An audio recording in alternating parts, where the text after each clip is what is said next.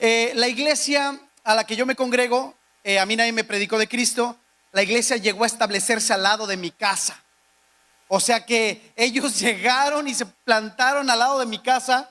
Y yo me enojaba de que los hermanitos estacionaban sus carros enfrente de mi casa. Así que yo cogía un fierro y les rayaba el carro. Todavía me siguen reclamando, hermanos, por eso. Y también les ponchaba las llantas. Pero aparte me metía a la iglesia a ver qué es lo que hacían, cómo danzaban, cómo alababan a su Dios, cómo levantaban las manos al Señor. Y pues yo, en una de esas, fui tocado por Dios. Realmente fui tocado por Dios. Y yo me paraba hasta la parte de hasta atrás del templo. Y entonces el predicador que estaba compartiendo en una reunión como estas para de predicar y me dice: no puedo continuar hasta que no suelte esta palabra que tengo de parte de Dios. Y dice: tengo una palabra para aquel joven que está hasta allá atrás. Y yo, no había nadie a mi alrededor, se refería a mí y dice: el Señor te dice que Él te enviará a predicar su palabra a las naciones. Las naciones están esperando por ti para que vayas y prediques mi palabra. El predicador siguió predicando después de eso y yo hasta atrás digo: bueno, ¿ese qué se cree? ¿Por qué se atrevió a decirme una palabra de ese tipo? A lo mejor solo quería estar bien delante de la gente y todo eso y me usó a mí. Y le dije: pero él no sabe que yo llegué a esta iglesia con zapatos rotos, los dos. Chancleaba, se escuchaba el chancleado de los dos zapatos. No tengo un pasaporte, no tengo dinero, nunca he salido del país. Y dije: no, él está mal. Pero mi corazón seguía llenándose de la presencia de Dios. Y yo le dije: bueno, espérate, Señor. Si eres tú realmente, y si tú realmente existes y lo que estoy sintiendo es tuyo, entonces aquí estoy, Señor. Tú me enviarás a las naciones, tú lo harás. Yo no voy a hacer nada, todo lo vas a hacer tú. Así que bueno, también escuché que la esposa del pastor dijo: todo aquel que quiera servir al Señor a través de un grupo de teatro para el evangelismo en las calles, inscríbase, ¿verdad? Entonces, muy obedientemente, como yo sabía que iba a ir a las naciones, vengo con la esposa del pastor, ¿verdad? Y le digo: aquí está, quería un actor, ¿verdad? Mire nomás, ¿cómo la ve? Pues aquí está su actor, ¿verdad? Y entonces dice: ah, de veras, mijito. Y yo: sí, yo voy a ir a las naciones, así que aquí estoy. Dice: pues sí es cierto, entonces toma esos trapos y vete a lavar los baños. Mi pastor es de Monterrey, por cierto. Entonces, con ese carácter regio, me dijo: agarra esos trapos y vete a lavar los baños. Y después por dentro dije: ¿qué le pasa, verdad? No sabe reconocer. Yo tomé esos trapos y me fui al baño y empiezo a lavar los baños. Uno normalmente conoce la puerta del baño, ¿verdad? O sea, uno está sentado y ve la puerta. Pero en ese momento estaba viendo yo hacia abajo, ¿verdad? Mi rostro se podía ver ahí. Y empecé a limpiarme, yo me hincaba. Todo empieza hincándose, ¿verdad?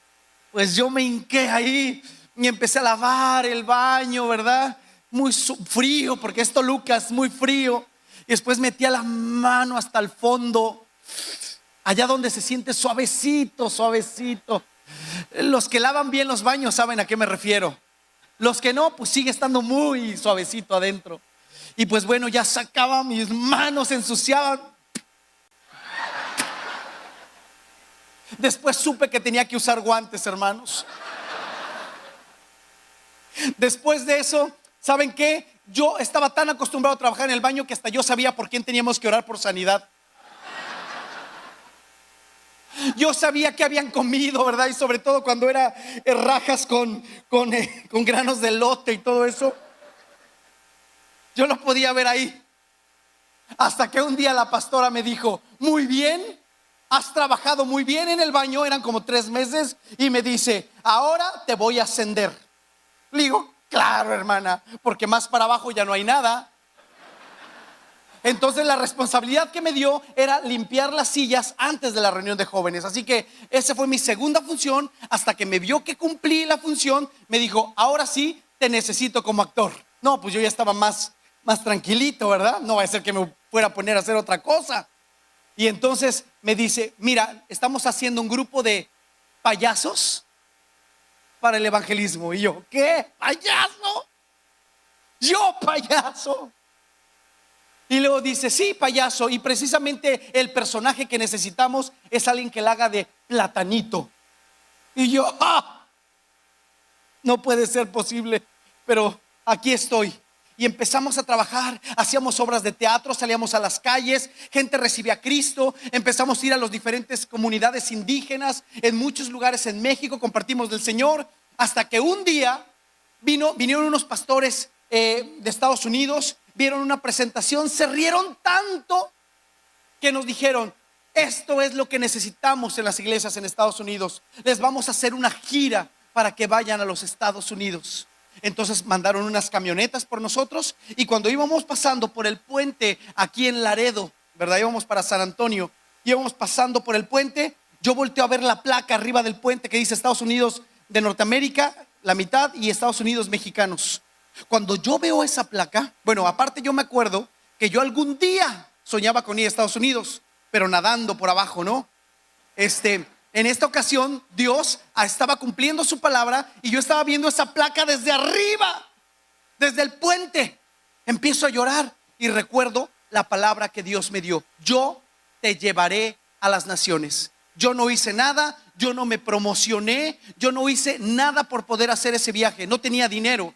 Sin embargo, Dios estaba cumpliendo lo que Él prometió. Así que yo me planté sobre la palabra de Dios, lo que Él había dado a mi vida. Y desde ese momento hasta ahora le he creído a Dios y Dios ha cumplido fielmente su propósito en mi vida. Hasta en este año poder completar 70 países compartiendo de la palabra de Dios. ¿No es fiel Dios?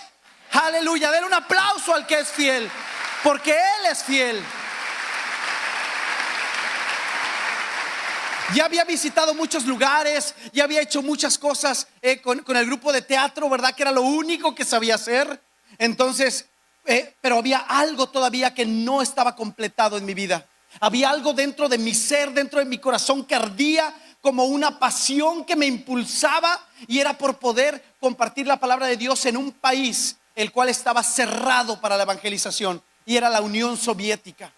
En ese entonces oré y oré y oré hasta que el Señor me permitió juntar dinero, trabajar, hablar con mis pastores, explicarles el fuego que había dentro de mí para poder compartir la palabra de Dios. Así que mis pastores me dieron la oportunidad, junté dinero y me fui a Rusia. Llego a Moscú y después me voy a la ciudad en la que yo tenía que estar, y entonces estaba feliz. Sin dinero llevé 1,500 pesos para irme a vivir a una nación. 1,500, como un jovencito de 21, 22 años ahí, simplemente creyéndole a Dios. Y entonces yo bien emocionado llego a la casa de cambio para cambiar dinero y pido que me cambien, y la gente de la casa de cambio estaba espantada de la cantidad de dinero que estaba cambiando, y yo pues solamente eran pues 1,500 pesos, eran $500 de aquel entonces. Y entonces cuando me dan el dinero y no pude cambiarlo todo porque era mucho, esos 1,500 pesos. Entonces empiezo a averiguar, y el sueldo de cualquier trabajador en la Unión Soviética en aquel entonces eran 30 pesos al mes. La gente vivía con 30 pesos al mes. En ese momento yo tenía el dinero para poder vivir 4 años y medio en esa nación. Entonces yo me sentía rico y dije: por fin el Señor me hizo rico de la noche a la mañana. Ahora sí me voy a comprar mis primeros tenis. Todavía tenía mis zapatos rotos y toda la cosa. Voy por unos tenis. Pues no vendían tenis en ningún lugar. Solamente vendían botas militares y botas industriales. Entonces yo dije: no, bueno, pues entonces un pantalón de mezclilla. Mi primer pantalón de mezclilla comprado por mí. Voy a la tienda. No vendían mezclilla en ningún lado. No había nada. Entonces dije: bueno, si no hay mezclilla, si no hay zapatos, si no hay nada en las calles, en ningún lado, solamente se podía comprar pan, mantequilla, galletas, y con eso la gente vivía.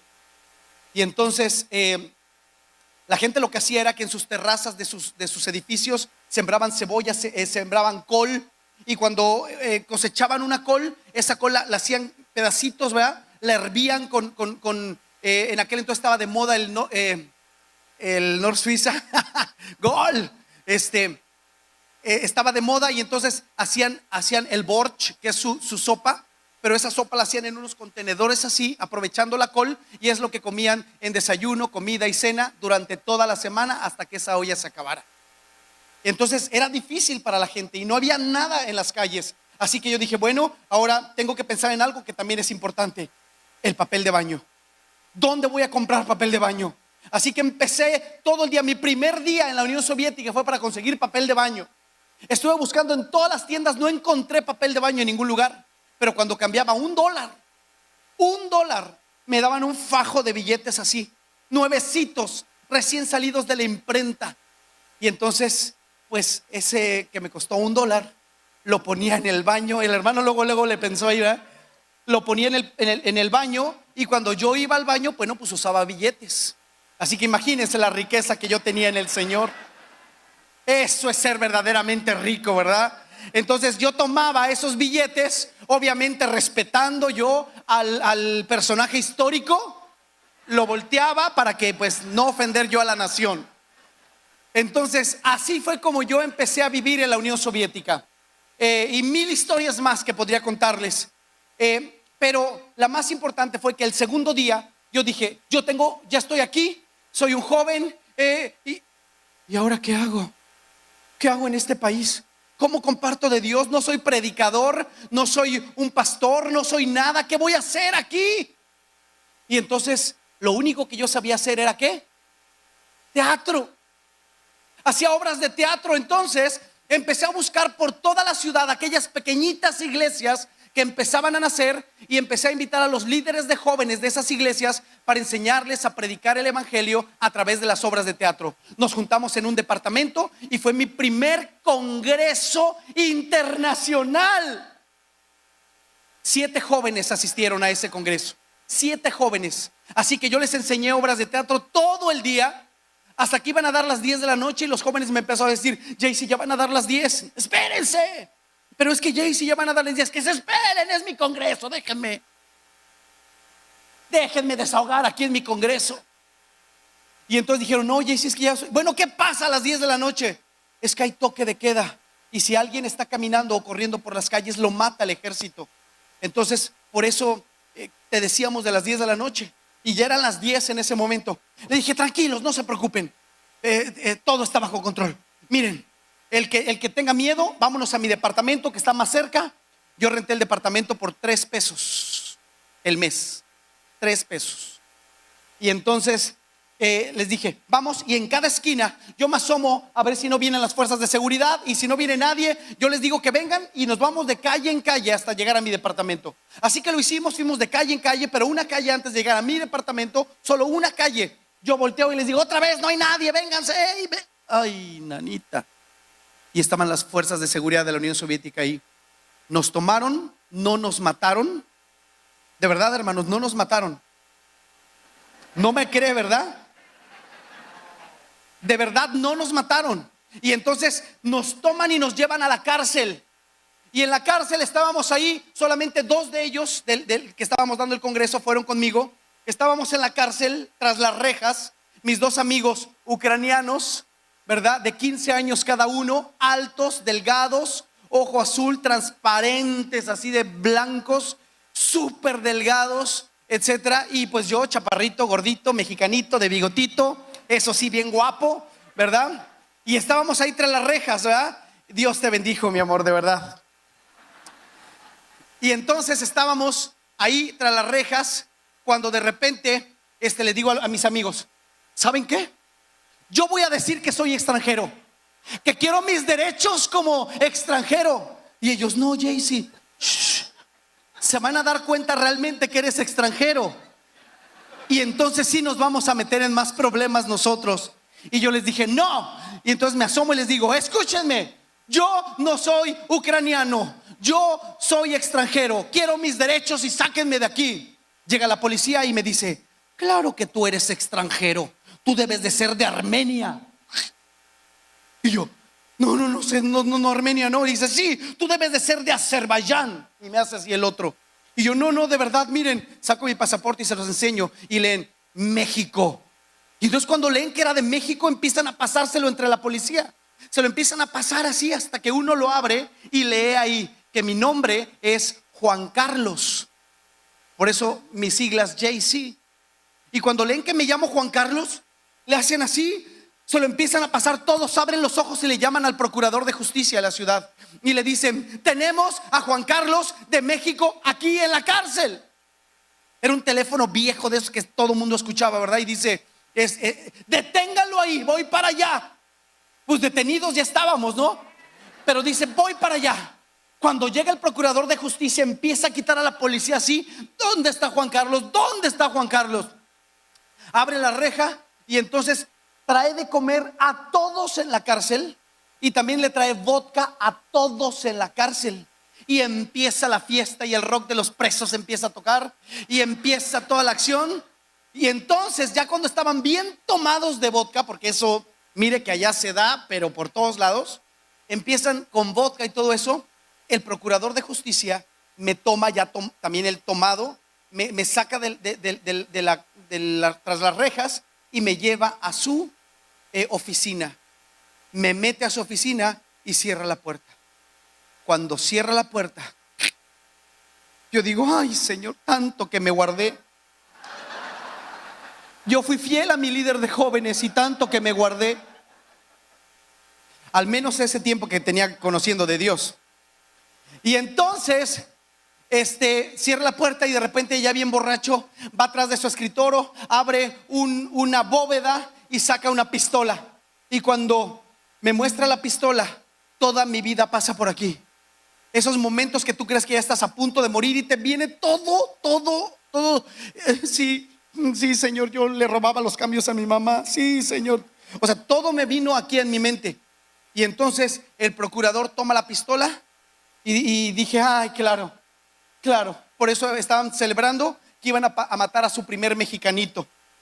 Y entonces, pero me pone la pistola en la mano y cuando la pone en mi mano, yo digo: ya sé, ahora quiere que yo me mate solo para que él esté libre de cualquier cargo, ¿no? Entonces digo: no, esto es demasiado para mí. Le doy la pistola, se la regreso y regresa a la bóveda y tome una navaja. Y esa navaja también me la quiere entregar. También le colgaba un papelito al igual que la pistola. Pues resulta que la pistola y la navaja eran de un asesino serial que había matado a mucha gente y no lo habían encontrado y él me quería regalar eso. Y yo no entendía qué estaba pasando hasta que el procurador viene y ya bien borracho, me abraza, empieza a llorar y me dice algo. Quiero decirte que los soldados y los policías soviéticos estaban preparados, primera, para no llorar. Número dos, nunca mienten. Esas naciones nunca te mienten, siempre te dicen las cosas así, más directas que los regios. Te la dicen así, te la sueltan como va. Y número tres, no dicen chistes. Ellos no son de chistes, ellos no hablan con cosas cómicas ni nada por el estilo, ni te bromean ni nada. Entonces el procurador estaba rompiendo esas tres reglas, por eso me cerró en su oficina para que nadie viera. Y de repente empieza a llorar el procurador y me tenía abrazado y dice: ahora sí, dime la verdad. Pero tenía un dolor en su corazón y dice: dime la verdad. ¿Qué es de ti, Verónica Castro? ¿Qué es de ti, Victoria Rufo? Y yo, pues Verónica Castro, esos programas nocturnos que tienen la noche que mis papás no me dejan ver. Pero no lo dije porque no quería ahí cometer un error. Y entonces empieza a llorar y me dice: diles que las amo. Que las amo.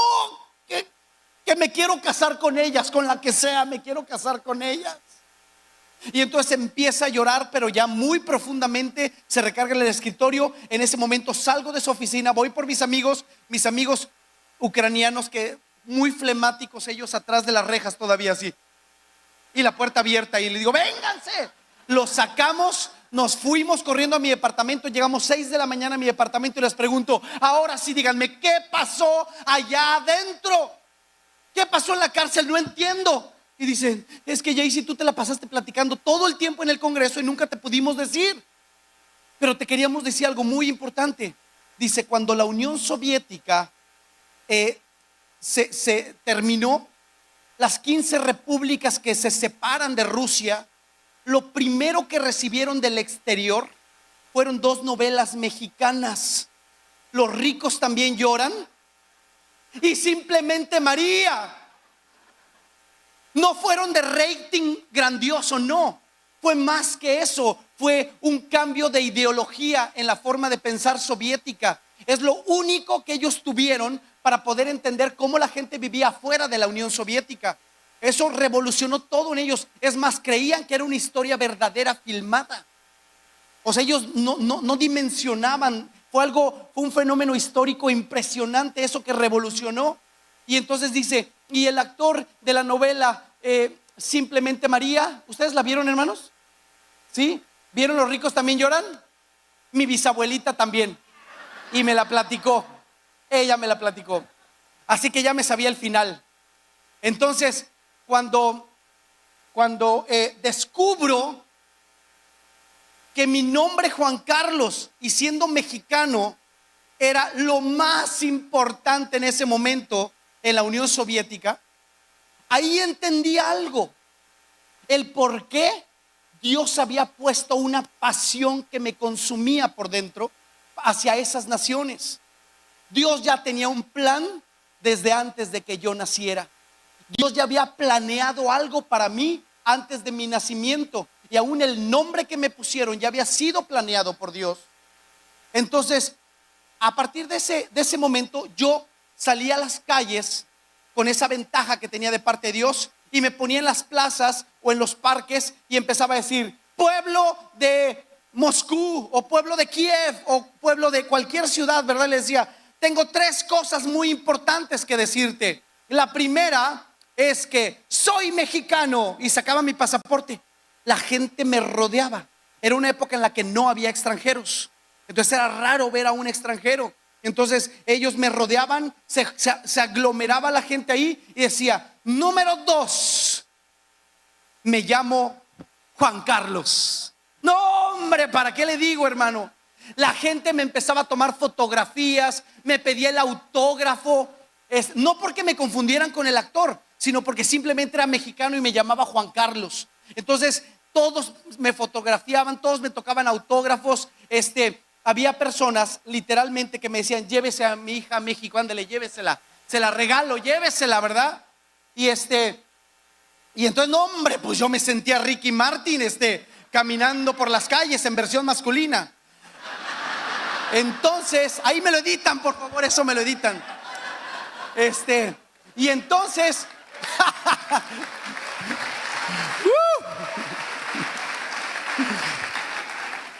entonces, fíjese lo que dice la Escritura. Aquí descubrí estas cosas que dice la Escritura. En Salmo 100, versículo 3, reconoced que Jehová es Dios. Él nos hizo. ¿El qué? Él nos hizo, y no nosotros a nosotros mismos. Efesios 2:10 dice: porque somos hechura suya, creados en Cristo Jesús para buenas obras, las cuales Dios preparó de antemano para que anduviéramos en ellas. Dios ya había preparado todo eso, ya había preparado el escenario solamente para que yo me alineara al propósito de Dios y pudiera fluir en ese propósito. Yo quiero decirles que yo me siento en mi vida como alguien que ha encontrado su propósito. No me falta nada, no necesito nada. Yo estoy completo con servirle a Dios con lo que Dios me ha dado. Y entonces todos nosotros necesitamos encontrar el propósito por el cual Dios nos llamó. Siempre, cada año, llevo a jóvenes de México y de muchos otros lugares a compartir la palabra en esos países. El primer equipo que llegué, yo le platicaba estas cosas y decían: estás loco, Jace, estás bien exagerado. Pero miren, un día llegamos a una ciudad que se llama Beresnigovatoye, cerca de Dnipropetrovsk, a un lado de Dniproderyensk. En esa ciudad, era una ciudad que había sido campo de concentración. Es una ciudad es una zona militar, y la gente era muy dura para escuchar las cosas de Dios. Así que predicamos con unos raps, porque yo bailo, déjeme decirle. Y nomás la gente no se acercó. Después hicimos el infalible grupo de payasos. La gente no se acercó. Y después el arma secreta, vestirnos de charro, folclor mexicano en las calles. Todo el mundo se convierte, pues nadie se acercó. Así que tuvimos una idea. La idea iba a ser esta, escuchen. íbamos a escoger a alguien que fuera del grupo. En este caso fue Lisette, mi esposa. En aquel entonces ni novios éramos ni nada, pero pues yo tenía que escoger a la chica más bonita de ahí, ¿no? Y pues bueno, ahí estaba ella. Entonces le digo, mira, tu función misionera va a ser esta: te vas a vestir muy bien, te vas a poner lentes oscuros, vas a llevar un ramo de flores y vas a salir por la calle dando besos. Esa va a ser tu función. Y los otros mexicanos que venimos ahí vamos a ir atrás de ti tomándote fotos. Y los 10 hermanos de la iglesita de Berisnigo Batoye, esos 10 hermanos van a estar alrededor, metidos entre la gente. Y cuando la gente pregunte, bueno, ¿quién es esa mujer? ¿Qué está pasando aquí? ¿Por qué tanta foto? Ustedes van a decir, no sabe, no le han dicho. Esa es la labor evangelística que tienen que hacer, ¿eh? Y cuando les digan, no, ¿qué? Díganos. Van a grabar el primer capítulo de Simplemente María, parte 2. Y ella es la hermana de María. Y todos, no, sabíamos que nuestra ciudad trascendería, sabíamos que nuestra ciudad sería conocida mundialmente. ¿Dónde va a ser la filmación? Va a ser una filmación abierta al público. Y cuando la gente diga, ¿en dónde? En la iglesita cristiana, el domingo a las 10 de la mañana. Bueno, pues llega el domingo a las 10 de la mañana, la gente empieza a llegar. Se aglomeró ese lugar, ya no cabía nadie. Y cuando ya no cabía nadie, empiezan a colgarse por las ventanas para poder ver. Entonces hicimos una obra de teatro ahí de 27 minutos, todo secular. Carlos Augusto, Federico Roberto, María Cristina, y todo eso. Usted sabe, ¿no? Usted que ve La Rosa de Guadalupe y todo eso me entiende a qué me refiero. Entonces, cuando estábamos ahí, al final, en el último momento, los últimos minutos de ese drama, la hermana de María le entregaba su vida a Cristo y decidía ser misionera. Entonces terminó la obra de teatro. Y entonces yo digo, la gente es inexpresiva en esas zonas del mundo. Inexpresiva. Uno no sabe qué está sintiendo. No como ustedes aquí, como la hermana. Dios le dé la fortaleza a su marido. Y entonces estábamos ahí y yo paso al frente. Bien ruso yo acá, ¿no? ¿Cuántos escucharon el mensaje de Simplemente María, parte 2? Y todos. Y yo, chispas, esto no funcionó. Entonces me vuelvo a decir, ¿a cuántos de ustedes les gustaría entregar su vida a Jesucristo como lo ha hecho la hermana de María? Y entonces estamos todos ahí estáticos cuando de repente un soldado allá atrás, grandote, se levanta, se pone de pie, levanta su mano y empieza a llorar. Y dice, yo le quiero entregar mi vida a Jesús. Y después empieza a parar otro y otro y otro. Y todos en ese lugar entregaron su vida a Jesucristo. ¡Aleluya! ¡Aleluya! Hoy en día, si usted va a Berisnigo Batoye, pregunte por esa iglesia, que ahí sigue fiel y firme en el Señor. ¡Aleluya! Pero ahora lo que quiero preguntar es, ¿usted conoce a qué ha sido llamado? ¿Sabe cuál es el propósito de Dios para su vida? Mire, es muy importante tener un encuentro personal con Dios para que podamos entender a qué hemos sido llamados. En la Biblia hay un ejemplo muy claro con la historia de Jeremías. Jeremías, en el capítulo 1, a partir del versículo 4, si usted quiere ahí solamente escribirlo y después checarlo, yo se lo voy a leer. Dice, vino pues palabra de Jehová a mí diciendo, antes que te formase en el vientre, te conocí, y antes que nacieres, te santifiqué, y te di por profeta a las naciones.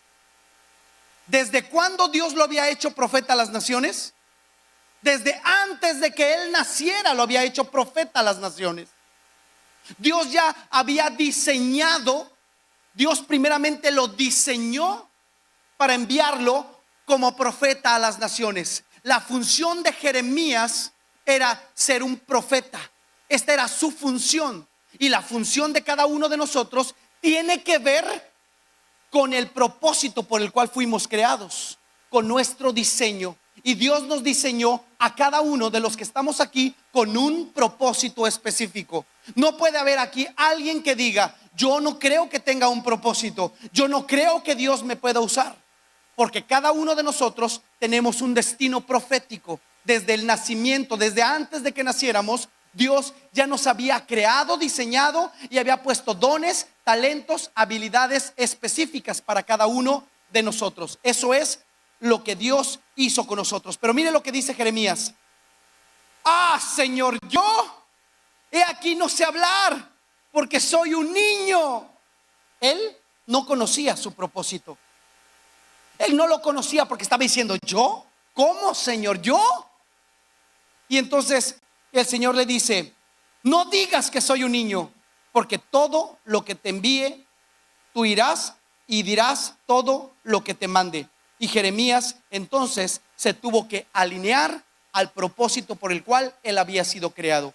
Después él empezó a traer palabra de Dios. Él no descubrió que tenía ese propósito si no hubiera tenido ese encuentro personal con Dios. Usted y yo necesitamos tener una cercanía con Dios para tener la claridad de que tenemos un propósito en Él y que tenemos que fungir de acuerdo a ese propósito. Diseño es una palabra italiana que proviene del latín y si lo traducimos directamente del latín al español significa designio. Hemos sido designados desde el vientre de nuestra madre para poder cumplir un propósito aquí en la tierra. Y yo quiero preguntar, ¿estamos cumpliendo realmente ese propósito? El propósito por el cual fuimos diseñados, ¿lo estamos cumpliendo? Yo le voy a dar hoy tres cosas muy importantes que nos van a ayudar a entender que tenemos un propósito en Dios. ¿Quiere conocerlas? ¿Quiere conocerlas? Ok, y si quiere anotarlas, mucho mejor. La primera es, ¿podemos identificar para qué fuimos creados? Cuando nosotros amamos hacer algo, pero de una manera desbordante, una pasión. Yo tengo una pasión por esto. Y estar apasionado es cuando tú puedes invertir tu tiempo, tus recursos, todo lo que tienes en algo. Estás enamorado de algo y estás apasionado por algo y tú puedes invertir todo tu tiempo. Eso es muy importante que nosotros distingamos, ¿verdad? David, el rey, sabemos que él amaba estar en la presencia de Dios y que no había otra cosa más importante que estar en la presencia de Dios. Por eso escribe en un salmo, en ese salmo dice, yo me alegré con los que me decían, a la casa de Jehová iremos. Es como que si él estuviera haciendo cualquier cosa, pero de repente alguien le dijo, hey, vamos a la casa del Señor. Y él se alegró y dijo, vamos a la casa del Señor. Usted puede hacer 1000 cosas, pero cuando alguien le habla sobre aquello que le apasiona, usted deja todo por poder estar ahí en el objeto de su pasión. Entonces, la primera cosa en la cual podemos identificar que hemos sido llamados para algo es que estamos apasionados por algo. Número dos, sabe que el estar apasionado no es suficiente, porque hay gente que tiene pasión, pero no es buena para hacer eso. Entonces, la segunda cosa importante para entender que fuimos creados con un propósito es que hay que saber hacer las cosas casi mejor que nadie. Nadie las hace mejor que nosotros. Nosotros se nos da por naturaleza hacer esa cosa. Por ejemplo, hay 2 personajes en la Biblia que eran artesanos. Estos artesanos eran Bezaleel y Aholiab. Y en algún momento ellos toda la vida, trabajaron haciendo artesanías. Nadie las hacía como ellos. Eran los mejores. Y ahí en el libro de Éxodo, cuando Dios le habla a Moisés sobre la edificación del tabernáculo, entonces manda llamar a Bezaleel y a Aholiab para que hicieran todos los diseños adentro del tabernáculo. Así que aquí podemos ver las 3 cosas que se necesitan para poder entender el propósito por el cual Dios nos ha creado. Número 1, Bezaleel y Aholiab amaban hacer artesanías. Ya tenían ese punto, ¿verdad? Número 2, eran los mejores que hacían esos artículos de artesanías, ¿verdad? Pero tenían un problema, y ese problema era que eso que ellos hacían no lo hacían para el reino de Dios, no lo hacían para la edificación del cuerpo de Dios. Entonces Dios los llama y a partir de ese momento todo lo que ellos hacían con pasión y bien hecho lo hacían para la edificación del santuario, para el servicio del santuario, dice ahí en Éxodo. Entonces aquí encontramos ya las 3 cosas que necesitamos. Número 1, estar apasionados. Número 2, saber hacer bien esas cosas. Y número 3, que esas cosas que hacemos con pasión las invirtamos para la edificación del pueblo de Dios. 3 cosas muy importantes, pero sobre todo el acercarnos a Dios para poder entender ese propósito. ¿Ustedes recuerdan a Gedeón? La palabra de Dios, mire, nos habla acerca de Gedeón y nos dice que Dios llama a Gedeón y le dice: el Señor está contigo, varón esforzado y valiente. Wow. ¿Y sabe qué dice Gedeón? Perdón. Excuse me. ¿Sabe por qué? Porque él no se la creía. Y después el Señor le vuelve a decir: usa la fuerza que tienes para salvar a Israel de los madianitas. ¿Usa la qué? La fuerza que tienes. El único que no sabía que tenía esa fuerza era Gedeón. Pero hasta que no tiene ese encuentro con Dios, entiende que él realmente tenía dones y talentos que Dios había provisto para un fin. Usted y yo tenemos dones y talentos que Dios ha puesto para poder desarrollarlos con pasión para la edificación del cuerpo de Dios. Pero usted puede decir: no, hermano, es que yo ya soy muy grande de edad, yo ya no creo que... No, claro que sí. Si nosotros aún continuamos con vida aquí, es porque Dios todavía tiene un propósito con nosotros, un propósito que cumplir. Pero tenemos que tener estas 3 cosas para que entonces podamos fluir en el diseño con el cual fuimos creados. Mire, cuando una persona trabaja con pasión en lo que sabe hacer, solamente 2 de esas cosas, 2 de las 3, pasión y lo que sabe hacer, siempre va a haber un vacío. Un vacío porque el propósito por el cual fueron diseñados no fue logrado. Por eso escuchamos por ejemplo, a los cantantes cristianos, cuando ellos reciben a Cristo en su corazón y comparten sus testimonios y dicen: es que yo cantaba y soy de los mejores cantantes y tenía todo el dinero y tenía toda la fama y todo, pero me sentía vacío. ¿Por qué?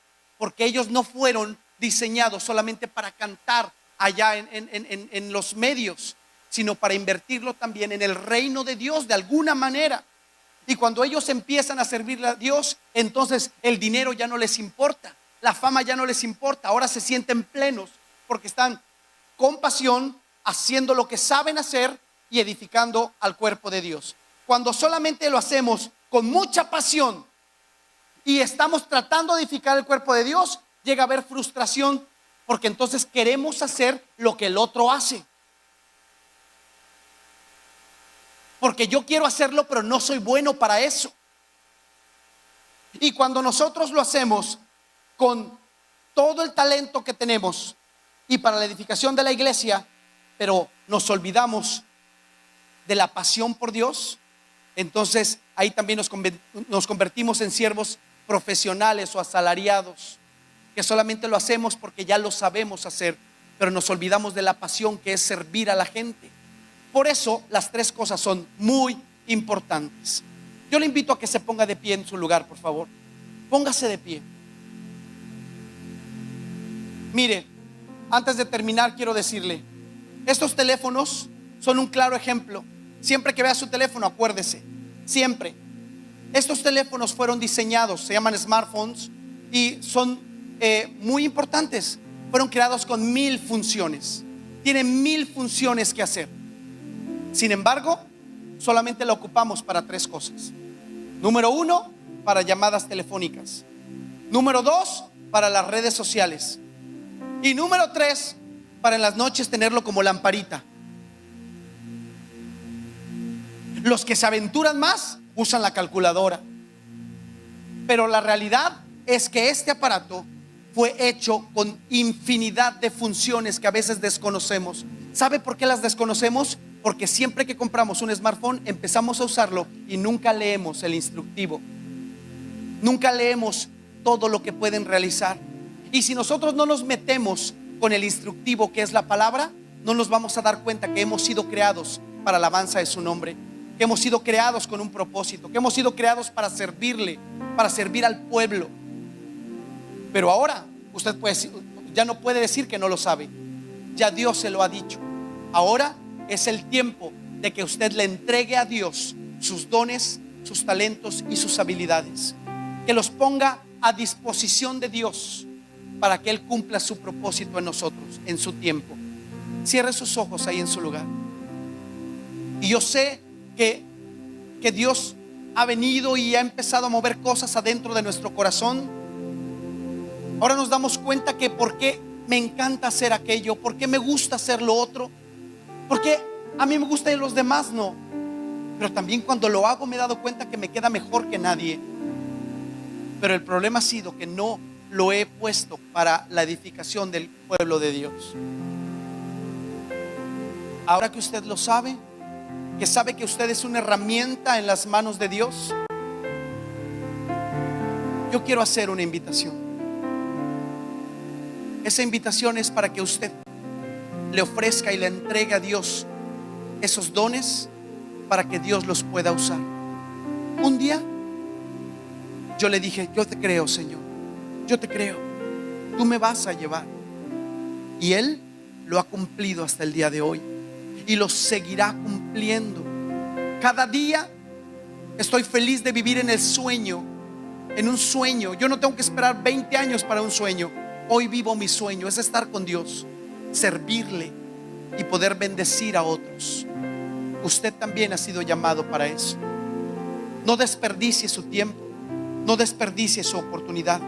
Venga al diseñador, venga al diseñador y lea el manual de diseño para que usted pueda funcionar de acuerdo a lo que Dios le ha llamado.